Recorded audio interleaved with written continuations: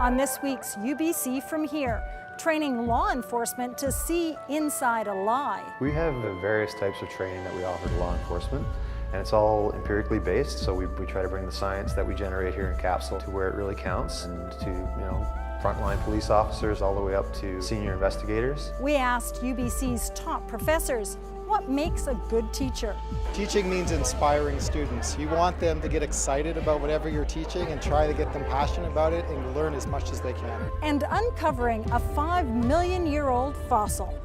We were just out there seeing if we could find anything. We had questions about the ages of the gravel, and so we thought we'd do surveys of the pits just to see if, literally, if we got lucky.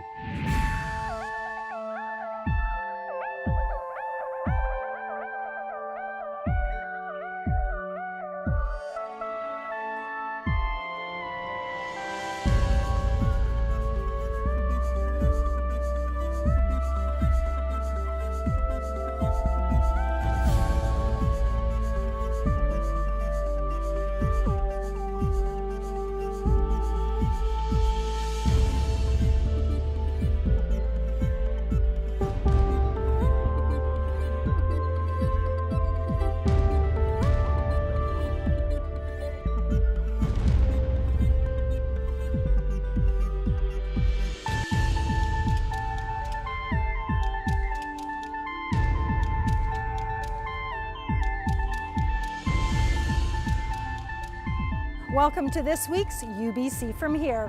I'm Rosemary Jean Thompson. Law enforcement officials are starting to reach out to academics studying criminal psychology to gain a stronger understanding of deception detection. Professors Michael Woodworth and Stephen Porter have focused much of their research on high-stakes lies told by criminals.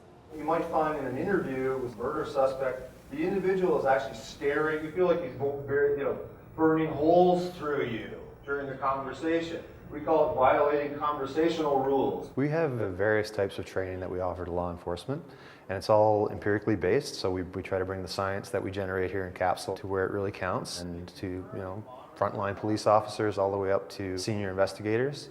We've been mostly providing training in the areas of psychopathic predators, so how to investigate and prosecute such individuals, how to interview them in police interrogations to get the maximum truth. And the other main area that we've been focusing on is lie detection, particularly with high stakes lies. So this is something that police have to do in their everyday work, is to decide whether this suspect or this witness is telling the truth. As a police officer for 28 years, I would have loved to have had the educational pieces that the law enforcement folks are getting in these seminars here at UBC.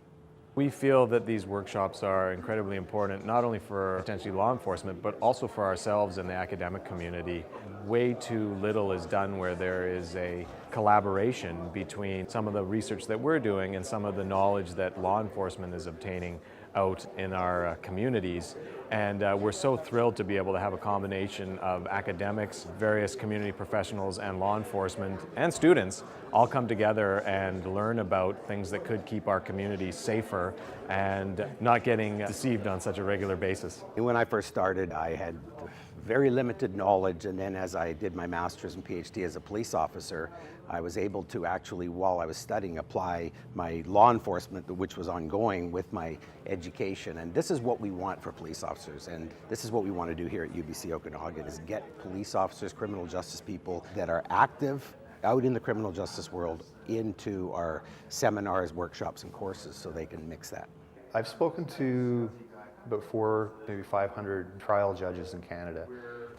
So those are big numbers of judges. Because of those numbers, I'm hearing back from them all the time. So somebody will send me an email and say, look, here's what happened in this case, and this witness was behaving this way, and I thought back to your training. So that's very, very positive feedback for me, that at least they're thinking about what we had to say in the training seminar, and potentially that's influencing their practice, hopefully in a positive way. Next steps is what we're hoping to do is start putting on these maybe even week-long type of more intensive workshops, or even institutes, perhaps in the summer, where we have a number of professionals come, both law enforcement and academics, we all present together as a group, and we have people be able to learn about a variety of issues within forensic psychology: psychopathy, deception, memory in a legal context, interrogation and interviewing, how to do expert witness testimony, where we're hoping to have a large group of all sorts of professionals come and interact with us and have an ability to really learn from each other.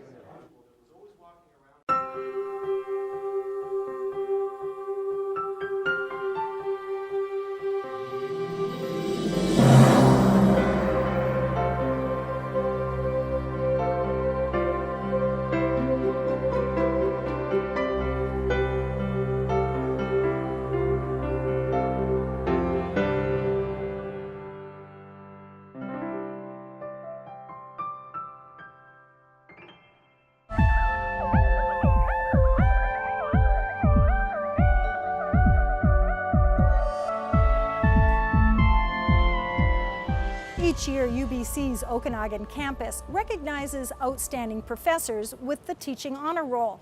We attended the event and asked the winners what makes a great teacher.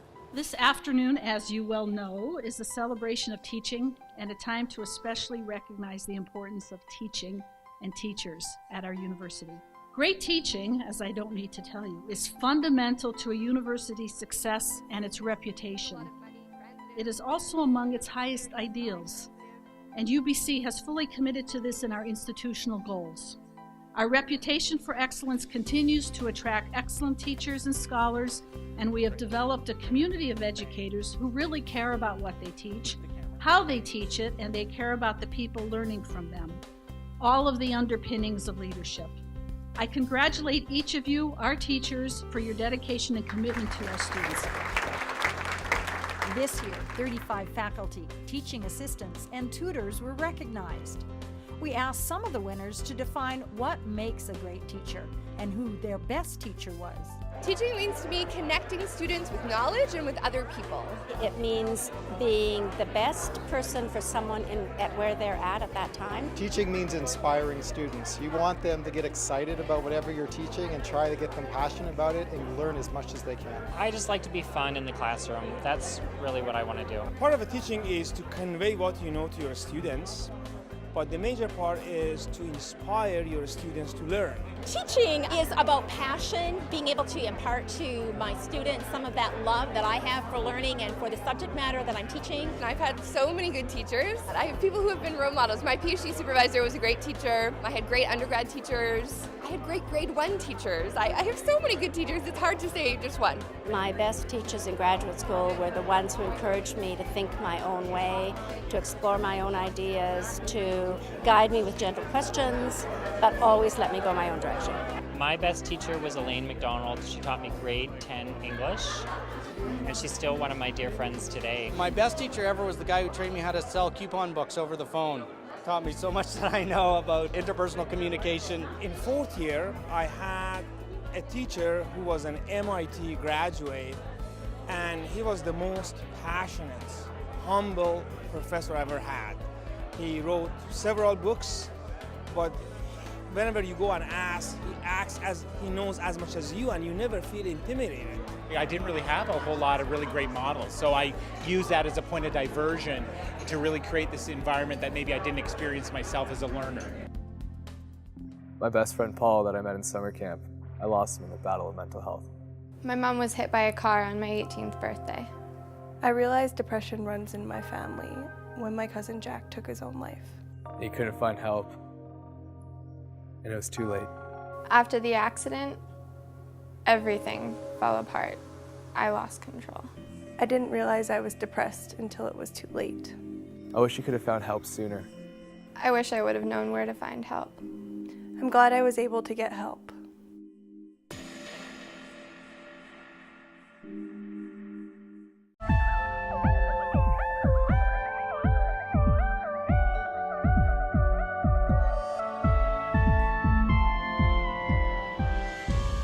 When physical geography professor Robert Young isn't in the classroom teaching, he is exploring Western Canada, searching for specimens that help to reconstruct events and environments of the past. One such discovery has garnered news headlines. We were just out there seeing if we could find anything. We had questions about the ages of the gravel, and And so we thought we'd do surveys of the pits just to see if, literally, if we got lucky. We found a humerus arm bone of an ancient wolverine called Plesiogulo, and we found it in upland areas in southern Alberta. And strangely, those upland areas have gravel from river bottoms, and so it's a very strange situation in that what once was river bottom is now hilltop. The rivers were in that location, deposited the Plesiogulo or wolverine humerus, and then migrated away and eroded downwards several hundred feet since its deposition. Over several years, we would just go down and really knock around the gravel pit to see if we could find anything after they finished their excavations. And these reclamation projects have a very low percentage rate, particularly, as I say, in gravel deposits, because it's such a poor preservational environment. But with this thing, I literally walked up to it and said, "Oh my gosh, a small carnivore bone." Then lifted it up and called my colleague over, who is the curator at the Royal Alberta Museum. And it's one of those Yahoo moments for sure. And it's such an incredibly rare specimen. I don't know if I'll ever discover anything as rare as that again, but I guess I won't know till I try. We were so fortunate to be walking by on that particular day in an area where they're doing active gravel excavation. The fossil itself is from a very rare specimen of type of wolverine that migrated into the Americas about 6 million years ago, became very widely distributed and is well dated from other sites, but it went extinct very quickly too. It gives us a very nice pinpoint in time for the deposition of the gravel, and then gives us the background for the history of the rivers and the formation of the landscape as we see it today. They're all pieces of a puzzle for sure. And right now we're becoming more and more aware of the world we live in, and we want to become responsible citizens of the world. And people are becoming more engaged in their environment. And really, this allows people to become familiar with their planet and feel more connected, I think.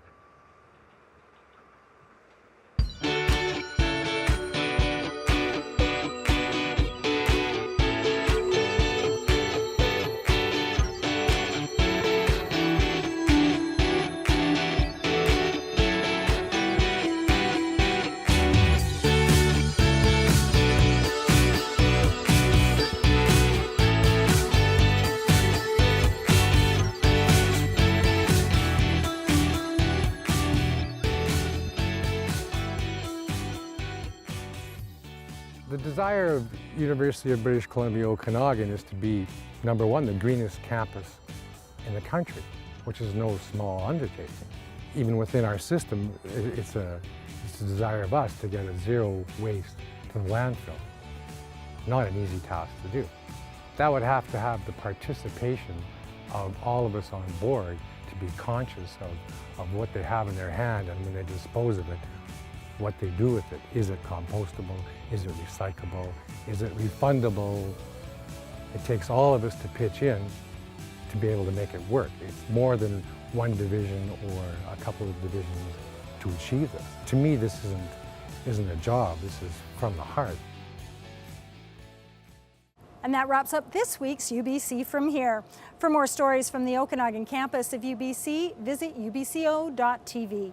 We'd love to hear from you if you have any story ideas or just to give us some feedback about the show, so please contact us at info@ubco.tv.